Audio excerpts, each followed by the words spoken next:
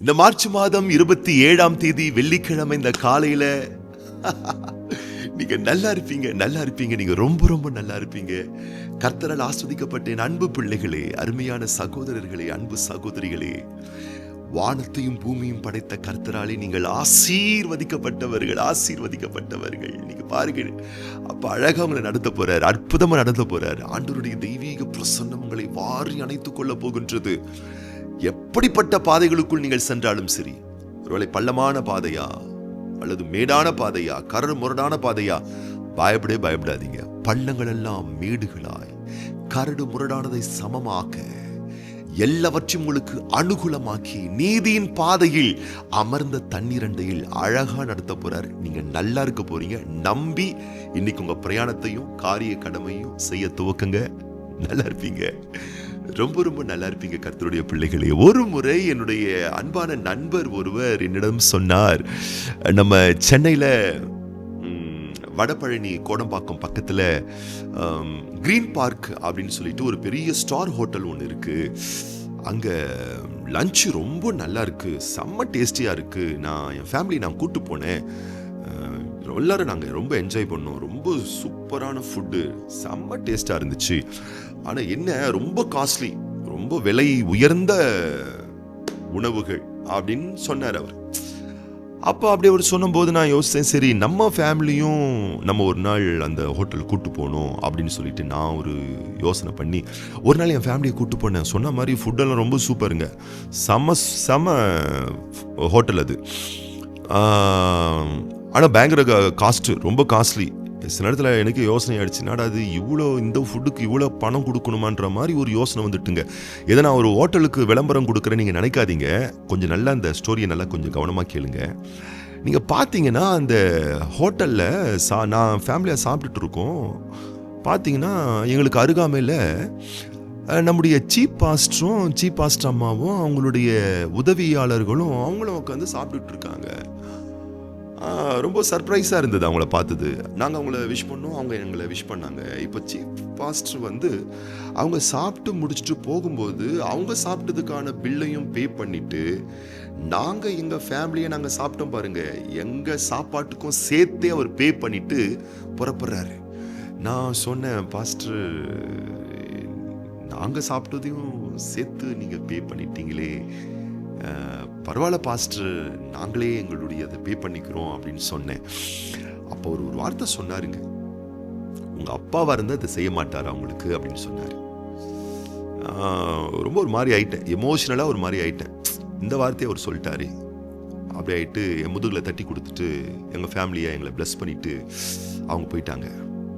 பாருங்க, உண்மையாகவே அன்னைக்கு ரொம்ப ஒரு சந்தோஷமா இருந்தது. அவர் சொன்ன ஒரு வார்த்தை என்னன்னா, உங்க அப்பாவா இருந்தா இதை செஞ்சிருக்க மாட்டாரா, உங்க அப்பா ஸ்தானத்துல இருந்து நான் அதை செஞ்சேன் அப்படின்னு அவர் சொன்னார். நான் சொல்றேன், கர்த்தருடைய பிள்ளைகளே, இந்த உலகத்துல படைத்த அப்பா இந்த பூமியில நிறைய அப்பாக்களை வச்சிருக்காருன்றதை நீங்க மறந்துடக்கூடாது. உங்க வேலை ஸ்தலத்துல உங்க தேவையை சந்திக்க, உங்களுக்கு ஒரு நல்ல ஒரு உயர்வை கொடுக்க, உங்களை வாழ வைக்க. ஏன்னா ஆண்டவர் நேரடியா, அதாவது பரலோகத்தின் பிதா, பரலோக அப்பா நேரடியா எந்த ஒரு சகாயத்தையும் உதவியும் நமக்கு செய்ய போறது இல்ல. பூமியில சில அப்பாக்களை வச்சுதான் செய்ய போறார். ஓகேங்களா? அப்ப இந்த பூமியில நிறைய அப்பாக்கள் ஆண்டவர் உங்களுக்காக வச்சிருக்காருன்றதை நீங்க மறந்துடக்கூடாது. அதனால நீங்க பூமியில இருக்கக்கூடிய அப்பா மேல உங்க போக்கஸ் போயிடக்கூடாது.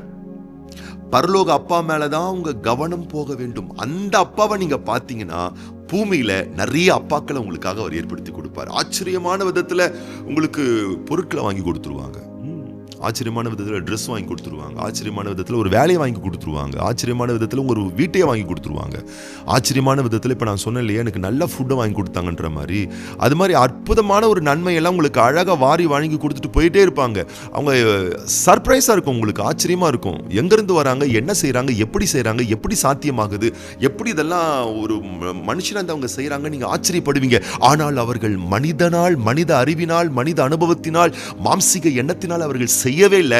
ஆண்டவர் அவர்களுக்குள் உங்கள் மேல் ஒரு கருணையை வச்சதுனால தான் அவங்க அதெல்லாம் செஞ்சுக்கிட்டு இருக்காங்க. ஆகவே என் அன்பு கர்த்தருடைய பிள்ளைகளே, ஆண்டவருடைய வார்த்தையின்படி நான் சொல்லுகிறேன், ஒத்தாசை வரும் பர்வதங்களுக்கு நேராக உங்கள் கண்களை ஏறெடுங்கள்.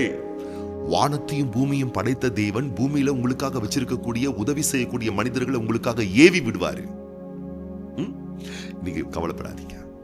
இன்னைக்கு இந்த 27ஆம் தேதி, இந்த வெள்ளிக்கிழமை, யார் எனக்கு உதவி செய்வாங்க, யார் எனக்கு நன்மை செய்வாங்க, யாராச்சும் இந்த விஷயத்துல எனக்கு உதவி செஞ்சா நல்லா இருக்குமேன்னு சொல்லிட்டு யாருடைய காலையும் பிடிக்க போயிடாதீங்க. கர்த்தரை தேடுவாங்க. இந்த கர்த்தர் நல்ல நல்ல சகாயம் பண்ணக்கூடிய ஆதாரங்களை உங்களுக்காக இன்னைக்கு தேடி கொடுப்பாருங்க. நீங்க இன்னைக்கு ராத்திரி படுக்கைக்கு போகும்போது நான் சொல்றேன், உங்களுக்கு உதவி செய்த ஒரு அப்பாவை நீங்க இன்னைக்கு பாப்பீங்க. அந்த பரம அப்பா உங்களுக்கு ஒரு நன்மை செய்யக்கூடிய ஒரு அப்பாவை இன்னைக்கு உங்களுக்கு அவர் காமிச்சு கொடுக்க போறார். நீங்கள் ஒரு நன்மையை பெற்றுக்கொள்ள போகிறீர்கள். இந்த நாள்ல நம்பிக்கையோட காரியத்தை நீங்க துவக்குங்க.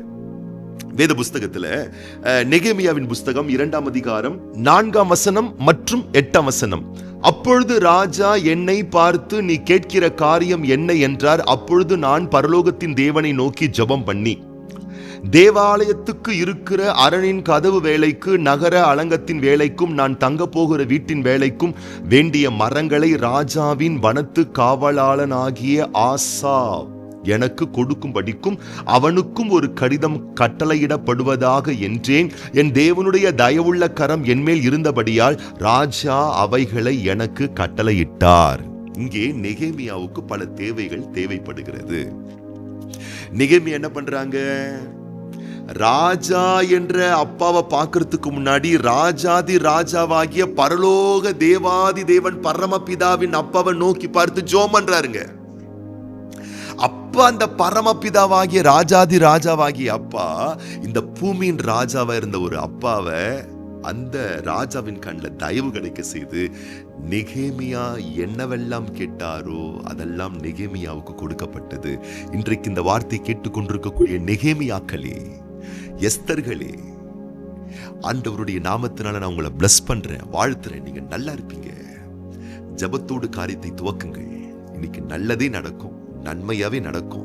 பல வளமான ஆசீர்வாதத்தை நீங்கள் வேண்டிக் கொள்வதெல்லாம் எடுக்க போகிறீர்கள், பெற போகிறீர்கள், பெற்று அனுபவிக்க போகிறீர்கள். நீங்கள் வாழ்ந்து சுகித்திருக்க மனதார நான் உங்களை பிளஸ் பண்றேன், வாழ்த்துறேன், ஆசீர்வாதம் பண்றேன். இன்னைக்கு நம்முடைய ஆலயத்தில் காலை சரியாக 10:30 மணிக்கு விசேஷமான உபவாச ஜெபம் உண்டு. ஆலய அருகாமையில் உள்ள அனைவரும் பங்கு கொள்ளுங்கள். வெகு தொலைவில் நீங்கள் இருப்பீர்கள், ஆனால் ஆன்லைன்ல பார்ட்டிசிபேட் பண்ணுங்க. அதிகமா இன்றைக்கு நீங்கள் ஆஸ்வதிக்கப்பட போகிறீங்க. அது போலவே இன்றைக்கு பிறந்தநாள் காண்கின்ற அன்பு பிள்ளைகள் எம் கவின் ஜார்ஜ் மற்றும் எம் லெனிஷா மற்றும் அகதா ஜெசி மற்றும் நிர்மலா மற்றும் திருமணம் காணக்கூடிய பிள்ளைகளுக்காக நம்ம சேர்ந்து நம்ம ஜெபம் பண்ண போறோம். கண்களை மூடி நம்ம ஜெபம் பண்ணலாமா? எங்கள் பரிசுத்தமுள்ள பரலோக தகப்பனே, இயேசு கிறிஸ்துவின் ஆசீர்வதிக்கப்பட்ட நாமத்தினாலே உம்முடைய சமூகத்தில் வருகின்றோம்.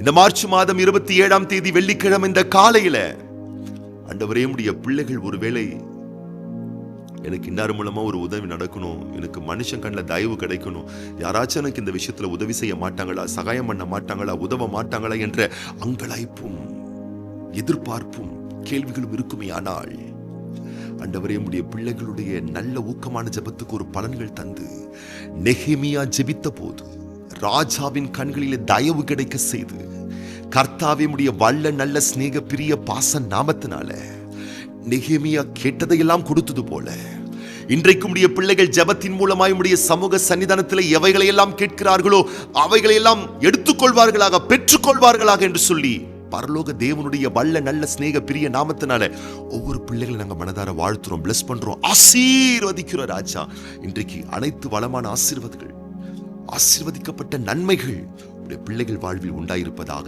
இன்றைக்கு பிறந்த நாட்கள் காண்கின்ற, திருமண ஆண்டுகள் காண்கின்ற ஒவ்வொரு பிள்ளைகளையும் வலக்கரம் நீட்டி தொட்டு நிறுத்தாமை ஆசீர்வதித்து கனப்படுத்தி மேன்மைப்படுத்த வேண்டுமென வல்ல நாமத்தினால வாழ்த்தி ஆசீர்வதித்து ஒப்பு கொடுத்து ஆண்டவர் இயேசு கிறிஸ்துவின் ஆசீர்வதிக்கப்பட்ட நாமத்தினாலே ஜெபிக்கிறோம் எங்கள் நல்ல பிதாவே, ஆமென். இன்னைக்கு நீங்க நல்லா இருப்பீங்க, ரொம்ப ரொம்ப நல்லா இருப்பீங்க.